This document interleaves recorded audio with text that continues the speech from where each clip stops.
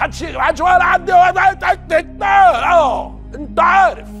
السلام عليكم. عمرو أديب يفقد عقله بعد فوز الأهلي على البنك الأهلي، ويتطاول على مرتضى منصور بعد هزيمة الزمالك من غزل المحلة، ويفضح فريرة. شاهد ماذا قال. ولكن قبل أن نبدأ عطروا فمكم بذكر الله والصلاة والسلام على سيدنا محمد عليه أفضل الصلاة والسلام. بعد فوز الأهلي على البنك الأهلي وهزيمة الزمالك من غزل المحلة، فقد صرح عمرو أديب منذ قليل وقال: ما فيش جديد يذكر، الاهلي طاير في القمة والزمالك بيهبط لسابع ارض. انا مش عارف ايه اللي بيحصل للزمالك. احنا عارفين كلنا ان الزمالك بعد ما بيتغلب من الاهلي بيقعد له يجي 6-7 ماتشات مش على بعضه، بس الحكاية دي احنا بادئينها قبل ماتش الاهلي من زمان، واتغلبنا من اسوان وتعادلنا مع الداخلية واتغلبنا من بيراميدز. الحكاية شكلها هتطول مع الزمالك، ومرتضى اتجنن رسم خلاص، عمال كل يوم يسب في الخطيب ويسب في الاهلي وسايب لاعيبته، اللعيبه اللي مش عارفه تنقل كورتين على بعض، واللي عماله تاخد كبار النهارده في ماتش المحله. وامام عاشور قبل الماتش ب5 ثواني طالب سندوتشات مكرونه من البغل بتاع المحله، عشان كده كان تقيل في الملعب ومش عارف يجري النهارده. لاعيبه الزمالك هربانه منها خالص، اللي يروح لمحل التجميل عشان يشيل شعر باطه، واللي يشرب لمخدرات، واللي يشرب لترامادول، والمدرب فريرة الكاميرا جيت عليه كذا مره النهارده